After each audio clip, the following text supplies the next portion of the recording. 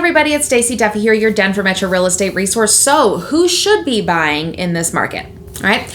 I'll post a link up above and down below to a recent market update video that I posted, kind of explaining, hey, historically, what's happening, what's going on, who should be worried, all that kind of stuff, and giving some context and some data to the market update.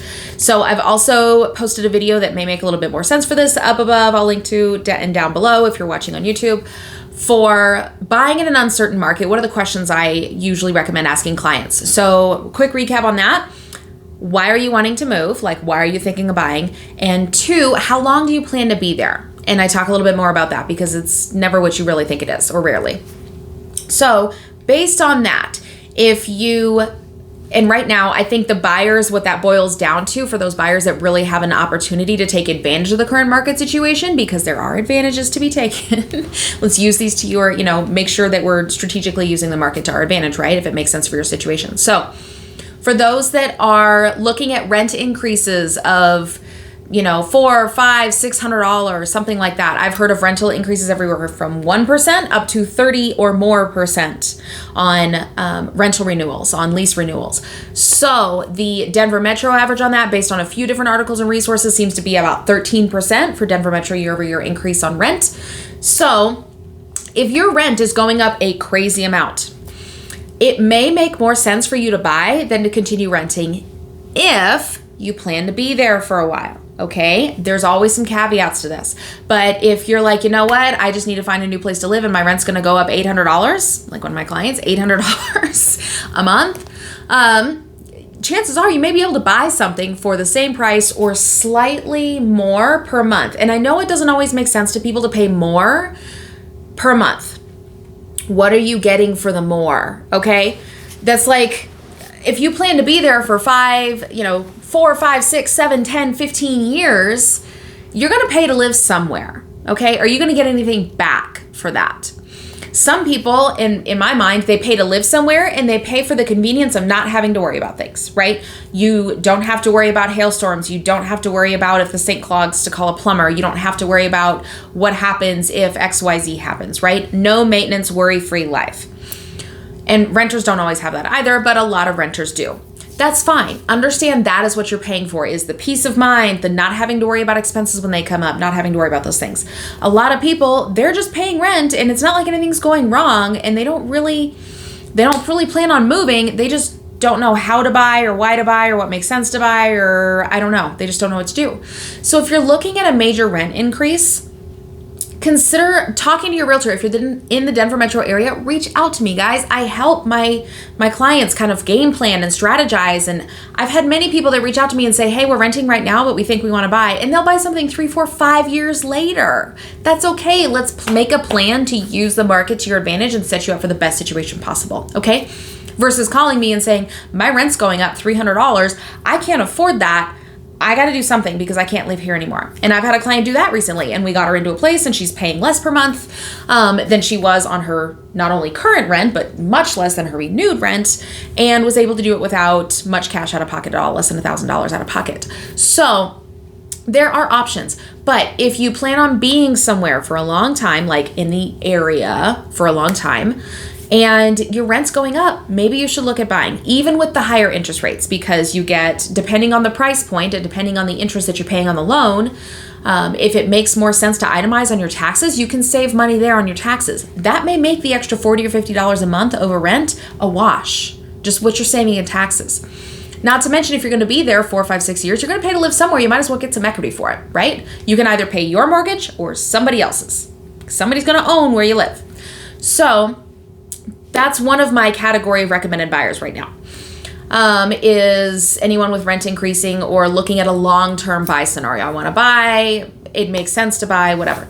My other buyers are there's multiple, right? But another category of people that should consider buying in the current market, in my mind, are people that can tolerate a higher payment and also don't plan to move. And maybe it's they're lower on cash, right? So you don't have a whole bunch of money for down payment or for covering appraisal gaps in a competitive market or something like that. These are your 3% down, 5% down, maybe 10% down buyers. These are, down payment assistance buyers, CHAFA buyers, VA buyers, all of these people that the last 2, 3, 4 years haven't been able to compete to purchase a property, especially in the last 2 years, okay? Because a lot of times cash is king, right? To an extent. But in a competitive market situation, which happens each spring historically, and I put that in my market update video, you can see each spring our sale to list price ratio is usually over 100%, which means you're competing to buy a house. So even in slower, 2015, 16, 17, 18 markets, in that situation, people that have less money down or that cannot cover appraisal gaps to compete have a hard time actually securing the property and buying something compared to the 2 or 3 people behind them that want to buy the same house. So this kind of fall seasonal market, this is your market, okay?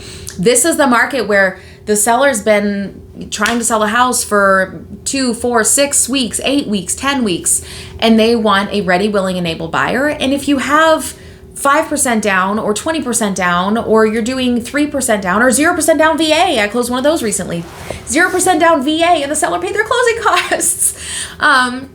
This is your opportunity to get into something that you haven't been able to get into before. Yes, your payment's going to be higher because of the interest rate and because you don't have much of a down payment. But if you can tolerate those higher payments, meaning you have good income and you don't have a ton of debt, you just don't have a bunch of cash, this is a really good market for you too. And then what we do is we strategize to where do we have the seller offer to buy down your rate? Do you use some of the seller credit money or some of your, instead of doing 10% down, do you use 2 or 3% of that money and do less down and then buy down your rate for long-term savings? Or do you just plan to refi in 2, 3, 4 years when the rates adjust slightly and it's enough to save your money on your payment? So that's why we make a long-term play, but it gets you into the house without competing. You don't have to spend the extra money or sell your soul or your firstborn kid or whatever to get into the place if you don't have a bunch of cash, okay? So if you can tolerate the payment and you don't have a bunch of cash, this is another good reason to get in. Another good time because you have some leverage and you don't have to have cash available to secure the property. My third category that I'm going to kind of hit on is not a common category, but I'm going to say casual investors. And the reason for that is when I say casual investors, that's people looking for like, well, I have a rental property, but maybe I want a second one or maybe I want a third one. I'm not really sure. I'm not sure what the market's going to do. I have some money set aside. I'm not in a rush. I really don't like to be pushed to make decisions. For the people that don't want to be pushed into like, you better buy the house or someone else is going to buy it, Fall is your time, guys. And yes, the rates are higher, which make the numbers breaking even for investors a little bit tougher. But a lot of casual investors, they need the write-offs. They need the tax strategy.